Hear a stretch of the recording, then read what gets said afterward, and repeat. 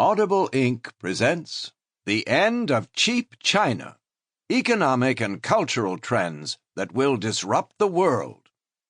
Written by Shaun Rein. Narrated by William Roberts. Prologue. The year was 1998. Steve Jobs was years away from introducing the iPod to the world, and audiences were packing cinemas across the globe to see Leonardo DiCaprio's love affair with Kate Winslet in Titanic. I turned off the lights in my grubby hotel room in Chongqing, a dingy industrial city in northeast China, famous for being the capital of Manchukuo, the Japanese-controlled puppet state during World War II. I had been sitting upright in a hard wooden train seat for 18 hours, all the way from Tianjin, and my back ached. The room's air conditioner unit wheezed loudly, and a potent mixture of smells emanated from the bathroom, but I was so exhausted I started to drift off to sleep anyway. Then the call started. The first time I answered, a giggly, cutesy voice on the other end playfully asked, "Do you want some fun?" I knew what fun meant. "No," I told the voice, "not my style," and I hung up. Undeterred, the girlish voice kept calling back every 5 minutes. "Do you want some comfort?" she cooed. I hung up. The phone rang again.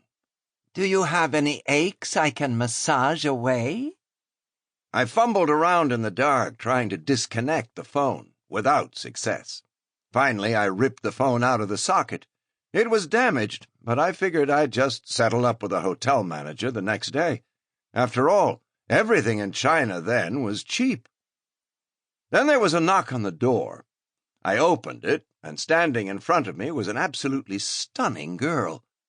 She had a slender, lithesome body, mesmerizing coal-black eyes, and a perky nose.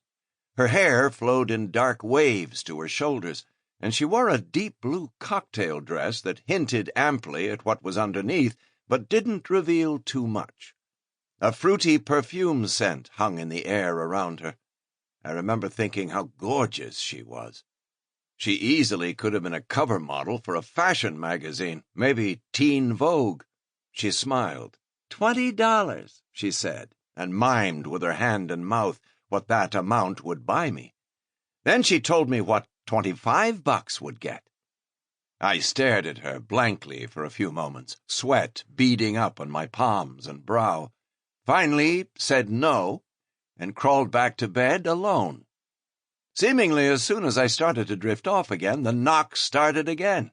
It was the start of a long, lonely, sleepless night.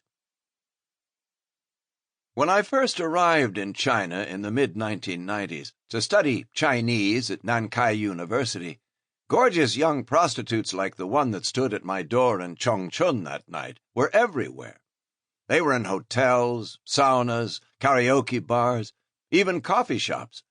They would sit elegantly, waiting for traveling businessmen, mostly middle-aged white foreigners with bulging guts, and saunter over to them to make their pitch for a little comfort. They were easy to spot because, unlike most of the rest of the population that dressed in conservative, matronly old clothes, they carried Motorola mobile phones and Louis Vuitton bags. What amazed me was that practically all of them were dazzlingly beautiful.